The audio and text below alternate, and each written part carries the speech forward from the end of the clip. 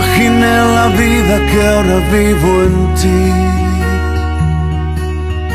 ni la gracia que me diste cuando a ti volví. Mas ahora sé que en ti yo tengo lo que anhelo. Tengo vida plena, tengo paz eterna si te tengo a ti, si te tengo a ti. Es una enorme satisfacción poder llegar hasta la intimidad de su hogar y compartir algunos principios acerca del reino de Dios.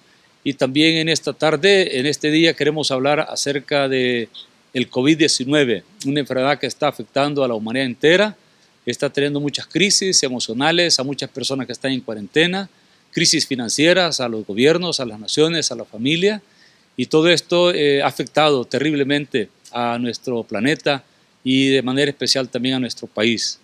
Hemos invitado este día a nuestro hermano Omar Callejas. Él es miembro de nuestra iglesia, uno de los hombres dedicados al servicio del reino de Dios.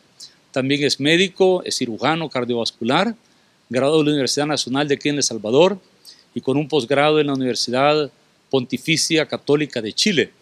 Así que queremos comenzar aquí haciendo algunas preguntas a nuestro hermano Omar acerca del COVID-19. En primer lugar, hermano Omar, quisiera que nos dijera qué es el COVID-19, qué es este virus. ¿Es algo nuevo o ha estado aquí a través de los tiempos? Algunos dicen que es como un catarro simple, sencillo, otros dicen que es una cuestión muy peligrosa. ¿Qué puede decirnos al respecto, hermano Omar? Bueno, buenas tardes a todos. Gracias por la invitación, nuestros hermanos y amigos. Sí, como bien se ha dicho, el coronavirus, son 5 tipos de virus, de coronavirus que, digamos, han andado provocando problemas de salud en la humanidad, ¿verdad? Los más conocidos, básicamente, es el SARS-1, que fue en el 2002, que prácticamente se extendió en lo que es Oceanía, Singapur, Malasia, esa parte del mundo, ¿verdad? Se logró controlar, no llegó a pandemia, ¿verdad? ¿En qué año fue eso? En el 2002. En el 2002, hace 18 años. En el 2012, hace poco, digamos. ¿Y por qué no llegó aquí a El Salvador esa enfermedad, esa pandemia? ¿O no afectó demasiado aquí América, El Salvador? Prácticamente América no fue, digamos, víctima de este virus porque se logró contener rápidamente. Y también había otra característica, que no era altamente contagioso. Y esa es la diferencia con el coronavirus 2 o SARS-2 o el COVID-19, que es altamente contagioso, ¿verdad?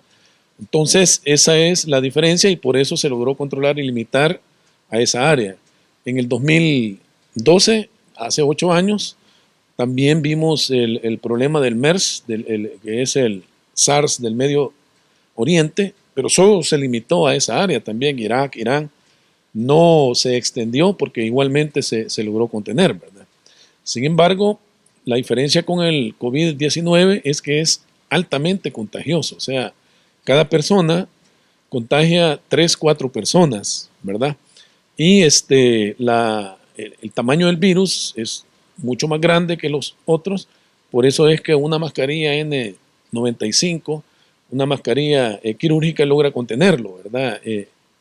Y después vamos a hablar de las prevenciones como el distanciamiento social y otros, pero no se volvió una pandemia. Cuando hablamos de pandemia, el concepto de pandemia es más de 3 países ya contagiados con el virus, ¿verdad? Entonces, la diferencia con el COVID-19, como lo hemos visto ahora, es que prácticamente todos los continentes están contagiados y cada día vamos viendo las cifras del aumento del contagio, prácticamente ya 1.2 millones a nivel mundial, y las muertes pues también van a cifras que según las estadísticas y las proyecciones de muchas universidades se estima que se lleguen hasta 1.5, 3 millones de muertes si esto no se logra controlar con todo lo que se está realizando. Ahorita estamos llegando ya a cerca de 6 millones de personas contagiadas, entre los recuperados y también las personas que han fallecido, ¿verdad? Sí, correcto. Así es. ¿Eso es un número enorme o hay otras pandemias que han sido mucho más grandes? Sí, digamos la pandemia de mayor referencia que podríamos tener es la de 1918, que se le llamó la peste negra, o la peste española, perdón, y murieron alrededor de 40 millones de personas alrededor del mundo, ¿verdad? En aquel entonces no estaba el mundo como estamos ahora globalizado, que también la globalización ha sido una de las situaciones por las cuales este virus se ha extendido prácticamente alrededor del mundo. En aquel entonces estaba la Primera Guerra Mundial ya en su fase final, y entonces principalmente dio en las tropas por la movilización de un lugar a otro y por el confinamiento en las barracas. Entonces ahí se extendió prácticamente.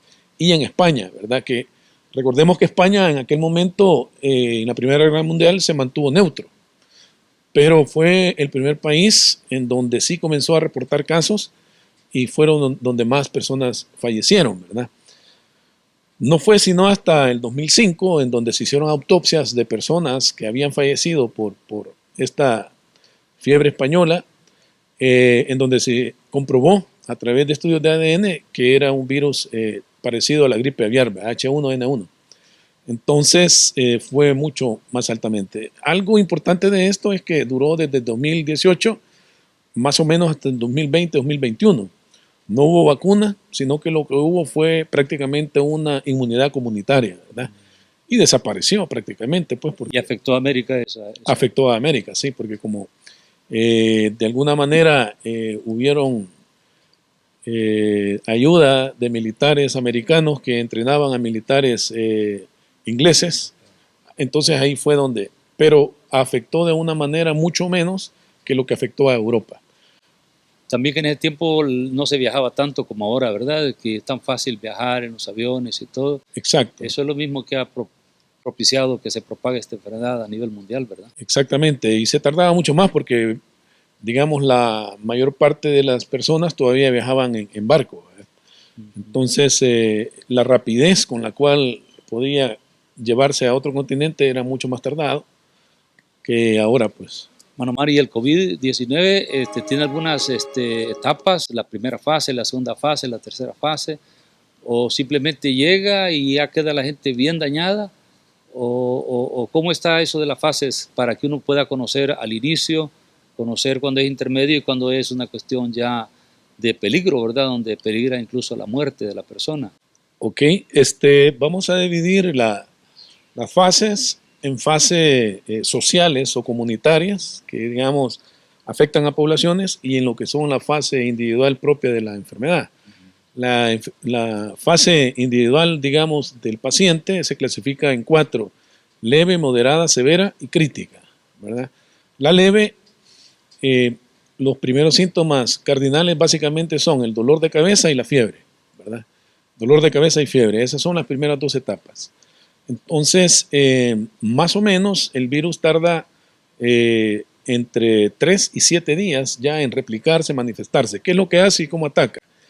Después de que me da la calentura y el dolor de cabeza, a los 7 días ya como que dice que revienta la enfermedad. Exacto. Y ya vienen síntomas más fuertes. Exacto. Vienen 2 situaciones, ¿verdad? Aquí vamos a hablar de lo que es, digamos, la respuesta inmunológica del organismo, que hay una respuesta rápida y una respuesta tardía. Entonces la respuesta rápida se da más o menos entre 1 y 7 días. Por eso es que más o menos el médico está vigilante en los primeros 10 días, ¿verdad? Porque el 7 días, podríamos decir, es como el punto de quiebre, ¿verdad? O el paciente, el sistema inmunológico logra responder y contrarresta la enfermedad y pasa de leve a moderada, digamos, y queda en esa fase, y luego el periodo de remisión, o va pasando las otras etapas, ¿verdad? De leve a moderada, de moderada a severa. Ya vamos a hablar de los síntomas, y de severa pues viene la parte crítica, ¿verdad? Que es ya cuando afecta la parte respiratoria. Este coronavirus es un virus del RNA que prácticamente lo que hace es que el virus entra a la célula, afecta el RNA de cada célula y comienza a multiplicarse. ¿Qué es el RNA?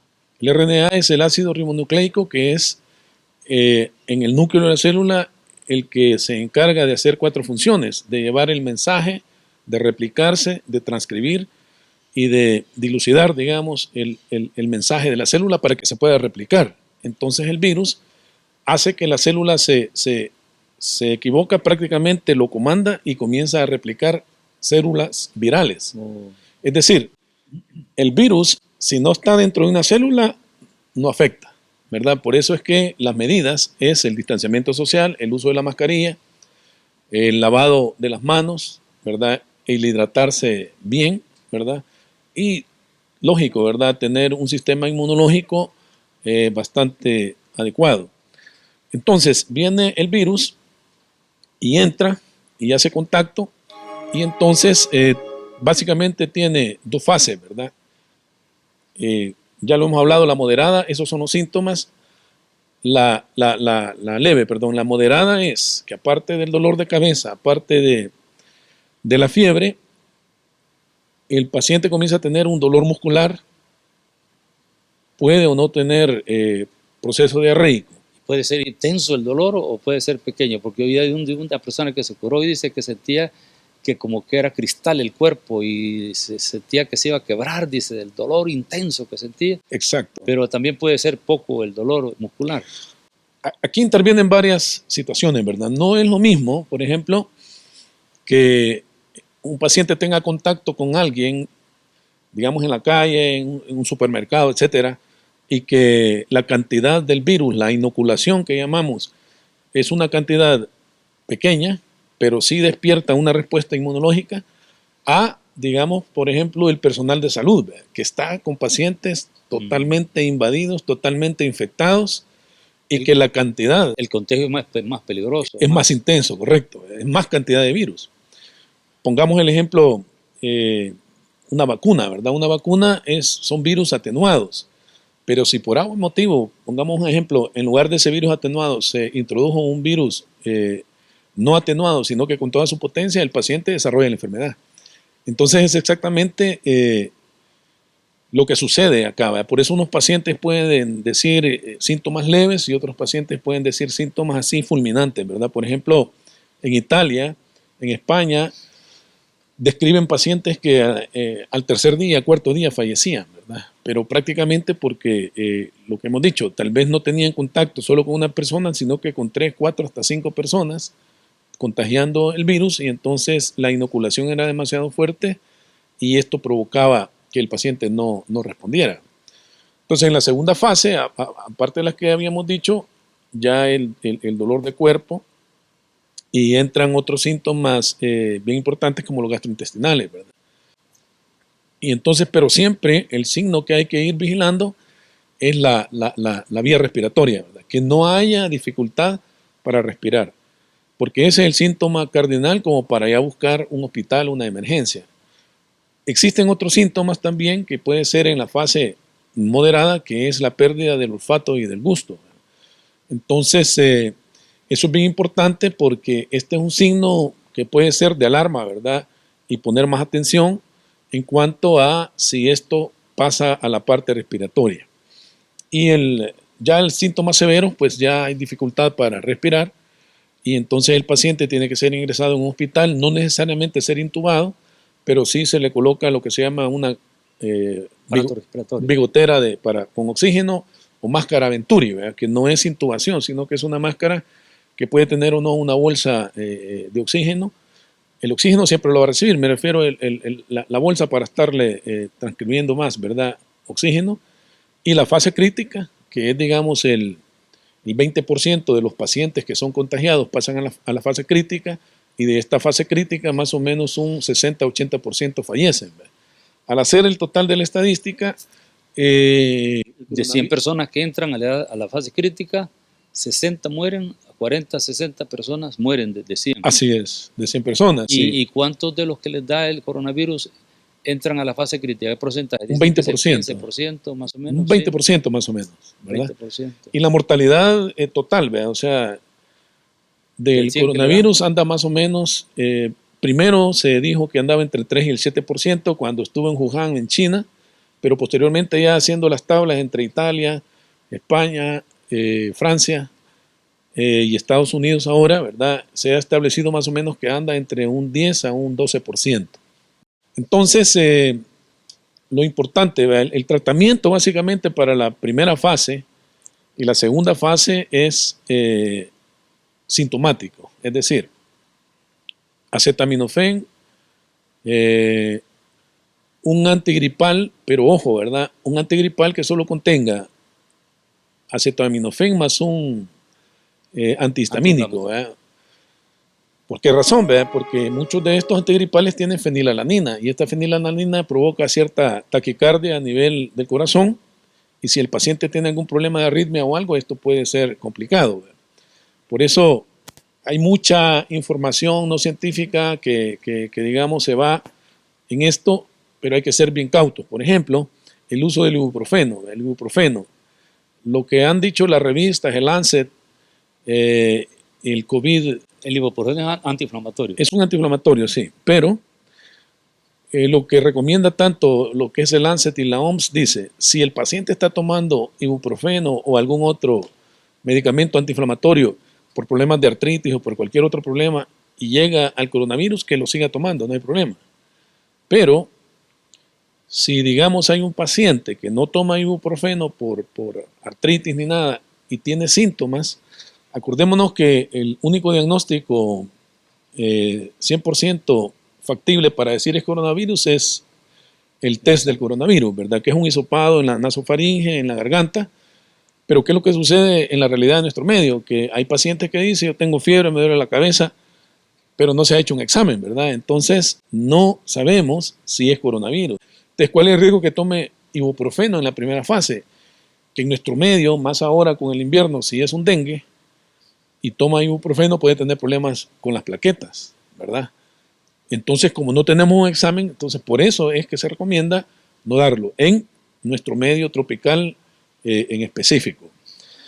Ya la segunda fase, básicamente igual, hay que dar, y la hidratación, ¿verdad? Que es lo más importante, mantenerse hidratado. Mucha agua, mucha agua. Bastante agua, bastantes líquidos, ¿verdad? Esa es la parte importante.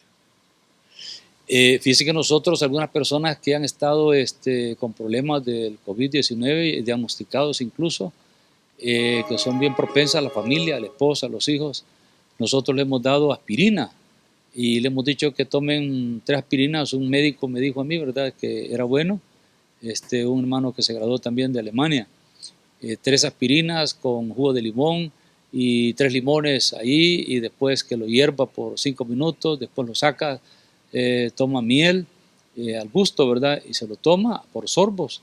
Y 2 días les decimos a la gente, y hay personas que a las 2 horas ya se sienten otra persona después de haber hecho. ¿Ayuda la aspirina, doctor?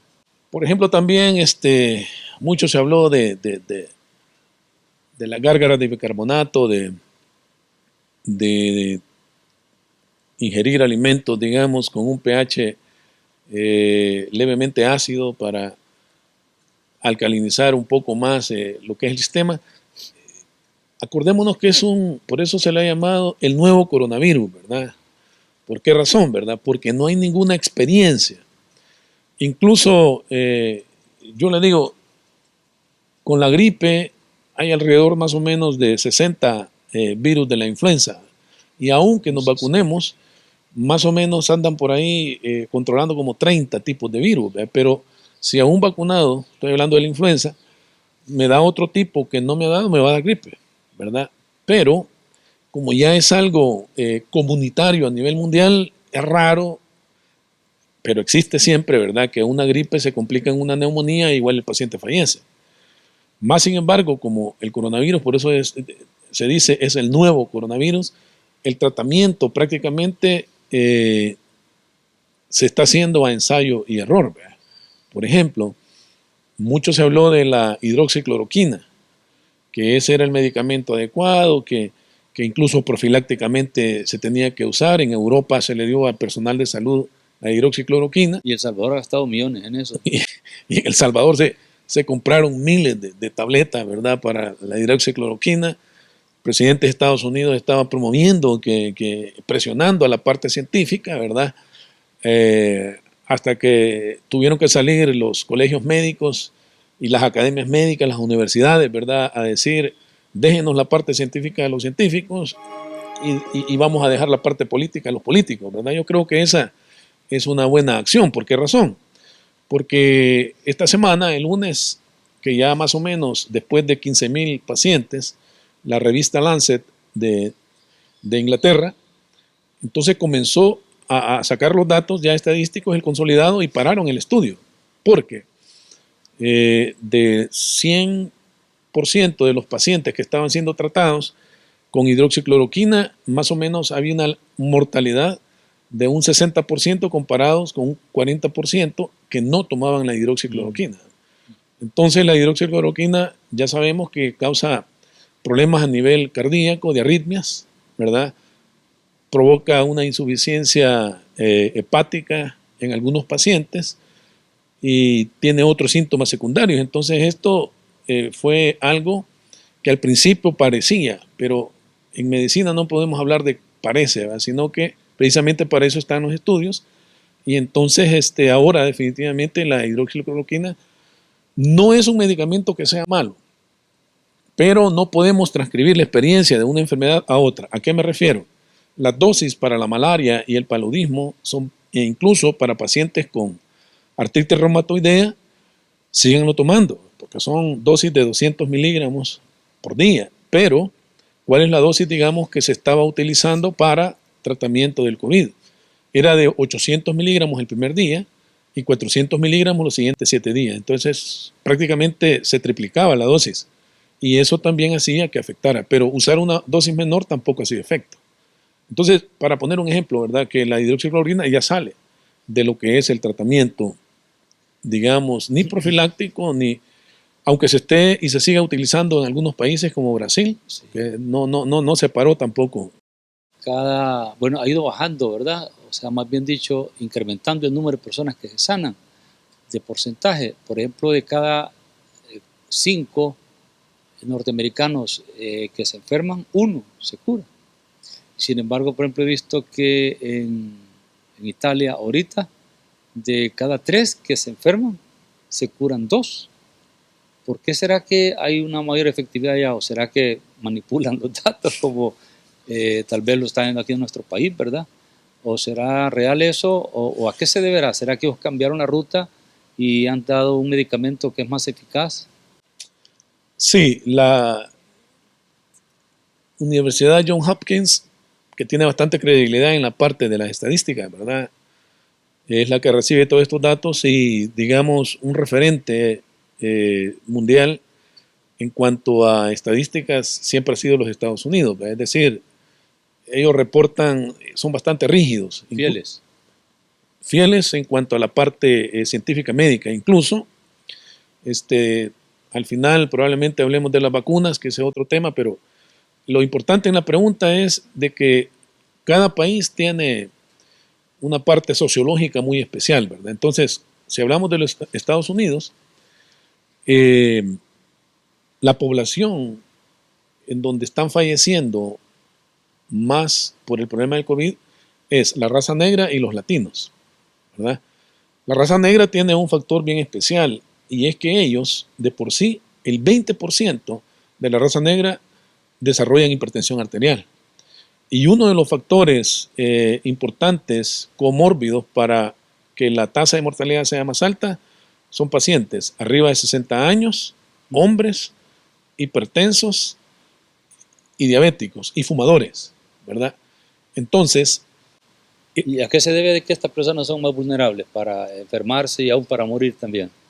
Ok, hablando, digamos, de lo que es la raza negra, ellos al desarrollar la hipertensión arterial tienen unos receptores que se llaman el YECA2, que eso se produce a nivel de los pulmones, a nivel de los riñones y a nivel gástrico, y ellos los tienen más aumentados. Y este virus, el receptor, o por decir así, la puerta de entrada que utiliza para poder multiplicarse es este receptor.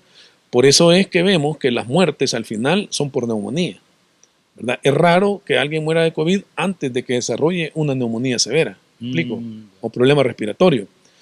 En otras palabras, en sí no es, quiero explicar este término para que no se malentienda, pero no es el virus en sí el que mata, sino la complicación del virus, que es la parte respiratoria y tiene que ver con estos receptores. Por eso ahora se está investigando medicamentos antihipertensivos ver cuál que pueda bloquear estos receptores para que no se reproduzcan, porque al no haber receptor, aunque entre el virus, no tiene dónde actuar, ¿verdad? Entonces, la raza negra tiene más cantidad. Y la otra, los hispanoamericanos, ¿verdad? Es por dos factores importantes. Uno, que la mayoría no están cubiertos con un seguro médico. Entonces, van a consultar, pero reciben indicaciones y todo, pero ya para regresar y ser ingresados, muchos no disponen de esto.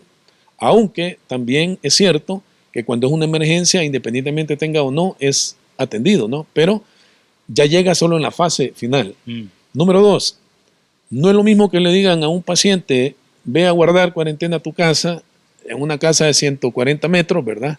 Y que solo vivan 3 o 4, que puede hacer un aislamiento, a la realidad que se repite de muchos hispanos que en un apartamento de unos 20, 25 metros están viviendo 10 o 15. Sí, sí. Y esas son las realidades. Por esa razón vemos las altas tasas de mortalidad en Queens, en el Bronx y en lugares donde sabemos de que... ¿Y los obesos, doctor, que por qué dicen que tiene que ver también con los mismos problemas de los diabéticos? ¿Tiene que ver con la misma debilidad que tienen las personas mayores de 60 años? ¿Tiene que ver con la hipertensión? ¿Todo eso es lo mismo o son cosas diferentes que provocan que sean más vulnerables? Sí, lo que sucede con el paciente obeso, que ahora ya se considera como una enfermedad, ¿verdad? O sea, ya no es una característica de la persona, sino que la obesidad de por sí es lo que se llama el síndrome metabólico. La obesidad por sí puede afectar y desarrollar 10 tipos de enfermedades, entre ellas la hipertensión, hipercolesterolemia, problemas de tiroides, problemas hepáticos, problemas gástricos. Entonces, y una baja en el sistema inmunológico, ¿verdad? ¿Por qué razón? Porque los adipocitos que son resguardados en todo lo que es el panículo adiposo generan ciertas proteínas para el sistema inmunológico, pero son de muy mala calidad, ¿verdad? Entonces, por eso es que ellos también son más propensos a enfermedades respiratorias de por sí, ¿verdad? Y esto que ya sabemos afecta a la parte respiratoria, pues ahí tenemos parte de la explicación. Excelente. Esta es la primera parte, el primer tema que estamos hablando nosotros, y yo quisiera orar por aquellas personas que nos están viendo, nos están escuchando, para que el Espíritu de Dios venga y pueda darle fortaleza, darle protección, darle seguridad. Creo que el mayor problema no es tanto el COVID-19, sino que es el problema que puede generar el encierro, la alteración de las emociones, el sistema nervioso, psicológicamente, la incertidumbre, el terror, el pánico que provocan las noticias. Eso puede ser mucho más dañino. Pero lo más terrible de todo puede ser el temor, el miedo. Ese miedo sí hay que reprenderlo, hay que echarlo fuera, porque hay personas que al mayor síntoma creen que están infectados ya y que van a morir, y esto es una cuestión que puede aterrar la mente, el corazón de la gente y puede destruirle. Así que nosotros queremos orar contigo en esta hora, pedirle al Señor que te llene de su presencia, que quite todo temor, toda inseguridad, y que te dé un espíritu de poder, de dominio propio, el poder del Espíritu Santo que esté en nosotros. Dice la Escritura, recibiréis poder cuando haya venido sobre vosotros el Espíritu Santo y me seréis testigos. Así es que tenemos que echar fuera el temor y declararnos en victoria en Cristo Jesús. Yo te pido que te unas a nosotros aquí para orar y pedirle al Señor que la presencia de Él pueda venir sobre tu vida. Voy a invitar a mi hermano Omar para que nos dirija en oración, para pedir por las personas que nos están viendo, hermano Omar.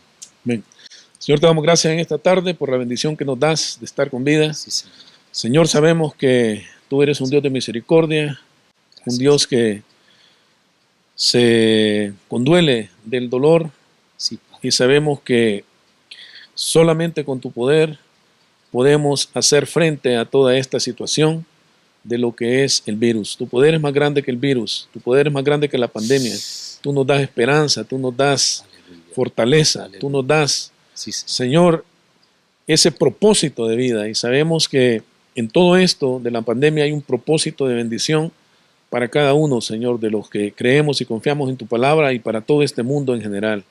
Padre, pedimos por todas aquellas personas que de alguna manera han sido contagiadas con este virus, para que tú des de tu poder, para que tú des fortaleza inmunológica, tanto espiritual como física, para que esta gente pueda salir adelante en esto, Señor. Por aquellas personas que están en los hospitales y las familias de ellos, Señor, pedimos fortaleza, pedimos que tu mano sanadora sea sobre ellos, Sí.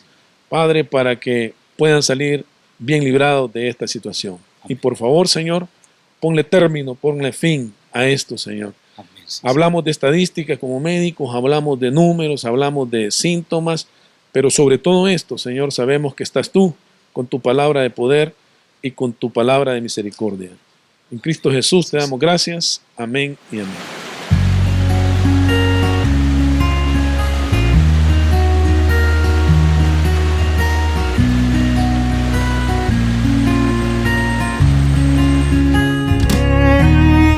Nunca imaginé la vida que ahora vivo en ti, ni la gracia que me diste cuando a ti volví. Mas ahora sé que en ti yo tengo lo que anhelo. Tengo vida plena, tengo paz eterna si te tengo a ti, si te tengo a ti.